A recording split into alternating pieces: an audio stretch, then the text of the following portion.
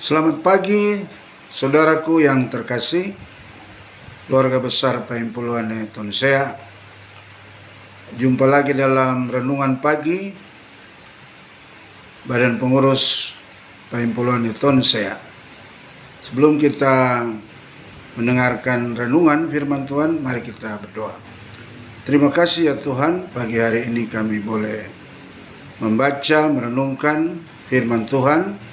Urapi dengan kuasa Roh-Mu yang kudus, menjadi berkat dalam setiap kehidupan kami, khususnya keluarga besar Pahimpuluan Tonsea. Dalam nama Tuhan Yesus, haleluya, amin. Bacaan kita hari ini adalah Yohanes pasal yang kedua, ayat-ayat pertama sampai ayat-ayat yang ke-7. Saya tidak akan bacakan sambil saya khotbah, saudara boleh membacakan ayat ini, menceritakan tentang bagaimana suatu pesta yang kehabisan air anggur. Dan bersyukur karena pesta itu atau keluarga itu mengundang Yesus hadir.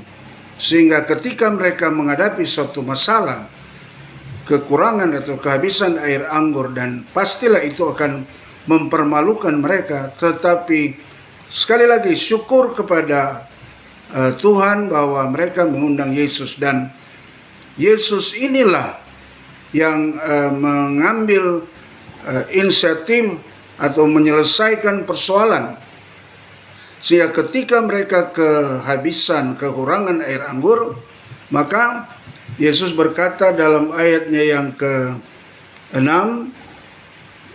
bahwa di situ ada 6 tempayan yang disediakan untuk pembasuhan menurut adat orang Yahudi. Ya, maka disinilah yang dikatakan oleh firman Tuhan, yang dijadikan Yesus sebagai sarana untuk mengisi air yang akan diubah menjadi air anggur. Tetapi ada catatan di situ, ayat 7 berkata, Yesus berkata kepada pelayan-pelayan itu, isilah tempayan-tempayan itu penuh dengan air, dan mereka pun mengisinya sampai penuh.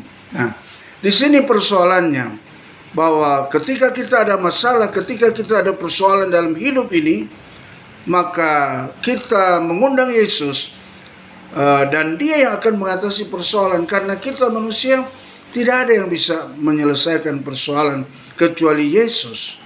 Tetapi ada catatan di sini bahwa Yesus memerintahkan, menyuruh mereka untuk mengisi tempayan penuh dengan air. Alkitab berkata dalam ayat yang ke-7 itu, bagian alinea terakhir dikatakan, dan mereka pun mengisinya sampai penuh. Jadi kalau kita ingin mengalami mujizat Tuhan, ketika Tuhan memberitakan kita untuk sesuatu yang kita lakukan, kita tidak berargumentasi. Kita tidak ada alasan untuk tidak melakukan firman Tuhan.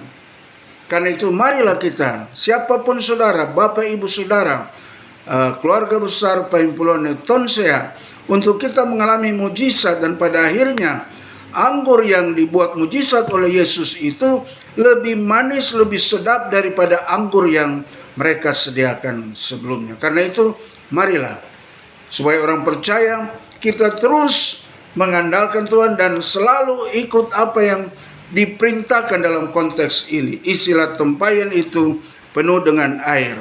Karena itu, ketika mengalami masalah, mari kita ikuti perintah Tuhan. Tuhan memberkati kita. Haleluya. Terpujilah Tuhan. Sampai jumpa pada sesi berikutnya. Amin.